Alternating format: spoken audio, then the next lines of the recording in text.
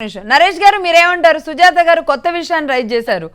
ఎందుకు రాలేదు అంటే తల్లి రాలేదు, ఆడపడుచు రాలేదు అని అడుగుతున్నారు. ఎందుకంటారు? మహిళలు ఎవరు నిన్న ఆ గందరగోళం మధ్య లేరు. రాజకీయాలు అంత దిగజారిపోయినాయి. ఏ రకంగా మాట్లాడతారో, అవసరాల కోసం ఏ రకంగా మాట్లాడతారో ఇంతకంటే ఇంకా దానికన్నా వేరేది ఏమి ఉండదు. ఎందుకంటే ఏ కుటుంబ సభ్యులకైనా వాళ్ళు ఎందుకు రాలేదు, వాళ్ళకు లేదు, లేకపోతే వాళ్ళకి రావడం ఇష్టం లేదనో, లేకపోతే మాట్లాడే విధానం అది. ఇప్పుడు అక్కడ ఉన్నటువంటి ప్రాంతంలో, అక్కడ ఉన్నటువంటి ఏరియాలో కార్యకర్తలు వాళ్ళ కుటుంబ సభ్యులు అయినటువంటి ఇప్పుడు కేటీఆర్ గారు అక్కడే ఉన్నారు, హరీష్ రావు గారు అక్కడే ఉన్నారు, మిగతా అందరూ కూడా అక్కడే ఉన్నారు. మిగతా వాళ్ళు అక్కడ ఉన్న పరిస్థితులను అబ్జర్వ్ చేస్తూ ఉన్నారు.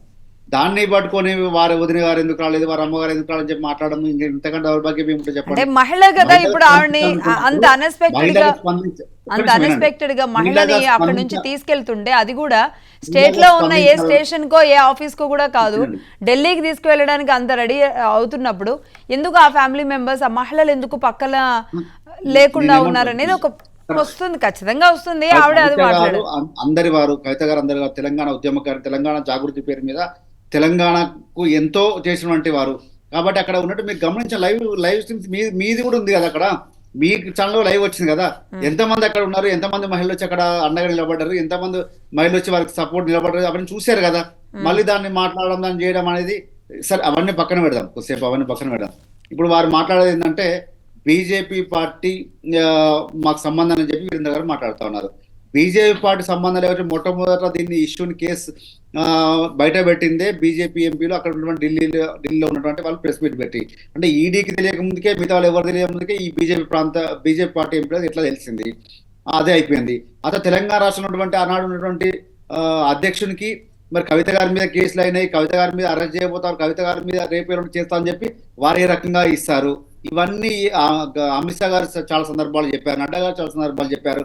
ఇవన్నీ బీజేపీ పార్టీ మాట్లాడుతూ, ఇదే బీజేపీ పార్టీ గతంలో కాంగ్రెస్ పార్టీ హయాంలో కాంగ్రెస్ పార్టీ సిబిఐని కాంగ్రెస్ బ్యూరో ఆఫ్ ఇన్వెస్టిగేషన్ గా మార్చింది అని చెప్పి వారు, మళ్ళీ ఆ తర్వాత మోదీ గారు అధికారంలోకి వచ్చిన తర్వాత కాంగ్రెస్ పార్టీ వారి మీద ఆ రకంగా విమర్శలు చేయడము ఇవన్నీ మనం చూసినాం గతంలో.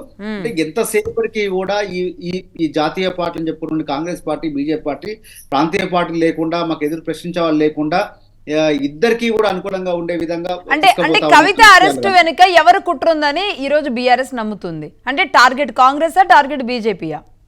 డెఫినెట్ గా ఈ రోజు కాంగ్రెస్ పార్టీ సపోర్ట్ ఉంది, బీజేపీ పార్టీ కుట్ర ఉంది. ఎందుకు ఆ మాట అంటా ఉన్నానంటే ఇప్పుడు మీరు ఒకసారి అబ్జర్వ్ చేయండి, ఒక జాతీయ పార్టీ ప్రధాన ప్రతిపక్షంలో ఉన్నాము, మేము నెక్స్ట్ మేమే ప్రధానమంత్రి కావాల్సి అన్నటువంటి పార్టీ ఒక ముఖ్యమంత్రి వెళ్ళి 10 రోజుల నోటిఫికేషన్ ముందు నాకు మోదీ లాంటి ఓ పెద్దన్న లాంటి వాళ్ళు మమ్మల్ని కూడా గుజరాత్ లాగా అభివృద్ధి చేయండి అని చెప్పి ఒక 10 రోజుల నోటిఫికేషన్ ముందు మాట్లాడుతూ ఉన్నారంటే వారి పార్టీ దేశంలో అధికారం రాదని చెప్పి వారు ఒప్పుకున్నట్టే.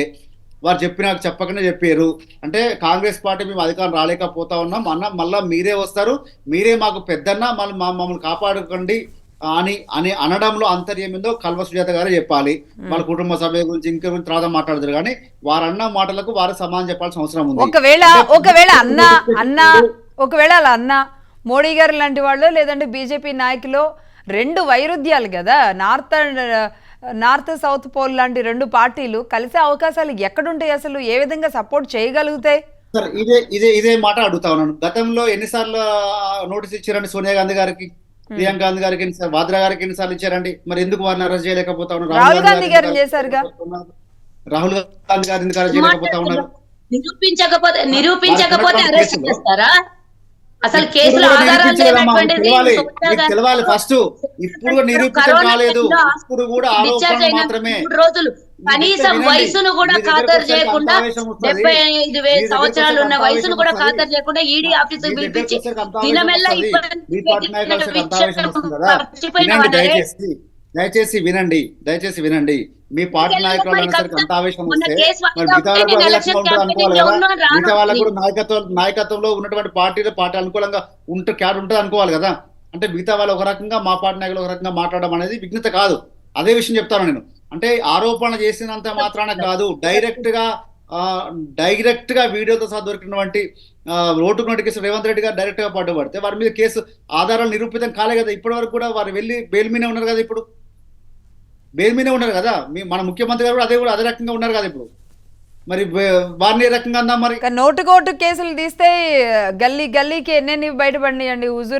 హుజూరాబాద్ ఎన్నికల దగ్గర నుంచి ఎన్ని విషయాలు బయటకు పడినాయిలే గానీ అసలు నోటుకోటు. హుజూర్ నగర్ లో నేనే 5 కోట్లు పట్టుకున్న ఆ రోజు ఉన్నటువంటి హోంశాఖ మంత్రి 5 కోట్లు నేను పట్టుకుంటే కలెక్టర్ వచ్చి ఇడిపించి తీసుకొని వెళ్ళిపోయారు. 5 కోట్లు ఏం మాట్లాడతావు తమ్ముడు? అట్లాంటి వేల కోట్ల రూపాయలు తెలంగాణలో మీరు ఎన్నికల్లో 2 ఎన్నికలలో పంచుకున్నారు.